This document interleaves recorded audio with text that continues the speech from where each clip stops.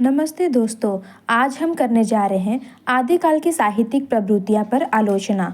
आदिकालीन साहित्य में उपलब्ध होने वाली प्रवृत्तियाँ तत्कालीन परिस्थितियों के संदर्भ में देखी जानी चाहिए। इस काल में प्रमुख रूप से रासो साहित्य की रचना हुई, अतः आदिकालीन साहित्य की प्रवृत्तियाँ रासो साहित्य की प्रवृत्तियाँ ही मानी जा सकती है। आदिकालीन जैन साहित्य वस्तुतः अपभ्रंश भाषा में लिखा गया है, अतः उसे आधारभूत सामग्री के रूप में हम ग्रहण नहीं कर सकते। रासो ग्रंथों में भी बहुत सारे ग्रंथ कालांतर में परिवर्तित एवं परिवर्धित हुए, तथापि उनका मूल रूप आदिकाल में ही रचा गया है, यह प्रमाणित हो चुका है। अतः रासो साहित्य की प्रमुख प्रवृत्तियाँ कहना समीचीन प्रतीत होता है। इस ग्रंथों में पाए जाने वाली सामान्य प्रवृत्तियाँ का विवेचन निम्न शीर्षकों के अंतर्गत किया जा सकता है। पहला, ऐतिहासिक का अभाव। रासो साहित्य के रचित नायक ऐतिहासिक व्यक्ति है, किंतु इन काव्य ग्रंथों में ऐतिहासिकता की रक्षा नहीं की गई है। वस्तुतः इन ग्रंथों में तथ्यों कम है, कल्पना अधिक है। परिणामतः अनेक ऐतिहासिक भ्रांतियां उत्पन्न होती है।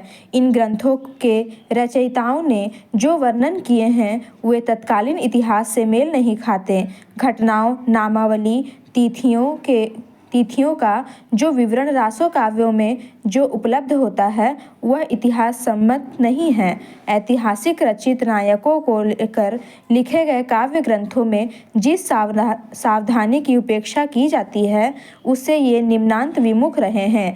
परिणामतः इन ग्रंथों से ऐतिहासिक ऐतिहासिक तथ्य एवं सत्य का उद्घाटन नहीं होता। इतिहास में अतिशयोक्ति से बचा जाता है, जबकि चारण कवियों ने अतिशयोक्ति को प्रमुखता देते हुए काल्पनिक वर्णन किए हैं। यही कारण है कि इन ग्रंथों में ऐतिहासिकता का अभाव है। दूसरा है युद्ध वर्णन में सजीवता। रासो ग्रंथों में किए गए युद्ध वर्णन सजीव प्रतीत होते हैं। इन काव्य ग्रंथों में जहाँ जहाँ युद्ध वर्णन के प्रसंग है वहाँ वहाँ ऐसा प्रतीत होता है जैसे कवि युद्ध का आंखों देखा हाल सुना रहा है। चारण कवि कलम के ही नहीं तलवार के भी धनी थे, अतः अवसर पड़ने पर अपने अपने आश्रयदाताओं के साथ रण क्षेत्र में जाकर तलवार के हाथ भी दिखाते थे। युद्ध के दृश्यों को उन्होंने अपनी आंखों से देखा था, अतः इन युद्ध वर्णनों में जो कुछ भी कहा गया है वह उसकी अपनी वास्तविक अनुभूति है। इन कवियों ने केवल सैन्य बल का ही नहीं अपितु योद्धाओं के उमंगों, मनोदशाओं एवं क्रियाकलापों का सुंदर वर्णन किया है। इन युद्ध प्रसंगों में कवि के कल्पना का चमत्कार न होकर वीर हृदय का उच्छ्वासों का स्पंदन है। तत्कालीन परिस्थितियों के कारण युद्ध एक अनिवार्य आवश्यकता थी, अतः एक ऐसे वर्ग की अपेक्षा राजाओं को रहती थी जो वीरों को युद्ध के लिए प्रोत्साहित कर सके। चारण कवि इसी आवश्यकता की पूर्ति करते हैं। इनकी योगदान की चर्चा करते हुए हजारी प्रसाद द्विवेदी ने लिखा है, देश पर सब ओर से आक्रमण की संभावना थी। निरंतर युद्ध के लिए प्रोत्साहित करने को भी एक वर्ग आवश्यक हो गया था। चारण इसी श्रेणी के लोग थे। उनका कार्य ही था हर प्रसंग में आश्रयदाताओं के युद्धोन्माद को उत्पन्न कर देने वाली घटना योजना का आविष्कार। पृथ्वीराज रासो अपने युद्ध वर्णनों के कारण भी एक सशक्त रचना मानी जाती है। तीसरा है प्रामाणिकता में संदेह। आदिकाल की अधिकांश रासो कवियों की प्रामाणिकता संदिग्ध है।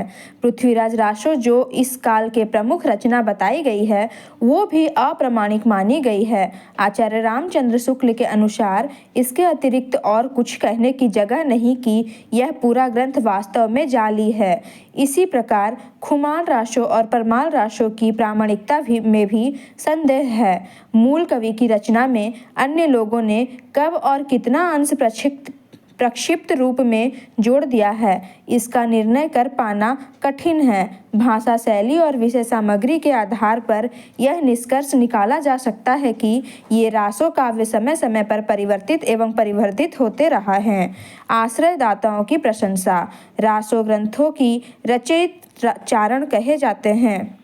रचयिता चारण कहे जाते थे और अपने आश्रयदाताओं राजाओं के प्रशंसा में काव्य रचना करना अपना परम कर्तव्य मानते थे। अपने चरित्र नायक के श्रेष्ठता एवं प्रतिपक्षी राजा ही हीनता का वर्णन अतिशयोक्ति में करना इन चारणों की प्रमुख विशेषता कही जा सकती है।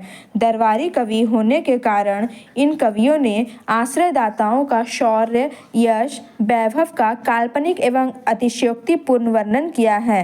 पृथ्वीराज रासो एवं खुमान रासो इसी कोटि के प्रशंसापरक काव्य रचनाएं हैं, जिनमें कवि ने अपने चरित्र नायक को राम, कृष्ण, युधिष्ठिर, अर्जुन एवं हरिश्चंद्र से भी श्रेष्ठ बताते हुए प्रत्येक दृष्टि से उनकी महत्ता प्रतिपादित की है। पांचवा है वीर एवं श्रृंगार रस की प्रधानता। रासो ग्रंथों में यद्यपि सभी रसों का समावेश हुआ है, तथापि वीर एवं श्रृंगार रस की प्रधानता इसमें परिलक्षित होती है। युद्धों का वर्णन होने से वीर रस की योजना इनमें अनायास ही हो गई है। वीरों की मनोभाव एवं अदम्य उत्साह का जैसा हृदयग्राही वर्णन रासो काव्यों में किया गया है, वैसा अत्यंत दुर्लभ है। पृथ्वीराज रासो में ऐसा अनेक मर्मस्पर्शी स्थल है जहाँ वीर रस का पूर्ण परिपाक हुआ है। युद्ध शौर्य प्रदर्शन के लिए तथा सुंदर राजकुमारियों से विवाह करने के निमित्त लड़े जाते थे, अतः श्रृंगार रस के भावपूर्ण वर्णनों का समावेश भी इन काव्य ग्रंथों में हो गया है। राजकुमारियों के स्वाप्नील सौंदर्य का अतिशयोक्तिपूर्ण वर्णन नखशिख परिपाटी में किया गया है। नायिका के रूप सौंदर्य के साथ साथ वयः संधि का सम्यक समावेश भी रासो ग्रंथों में किया गया है। धन्यवाद।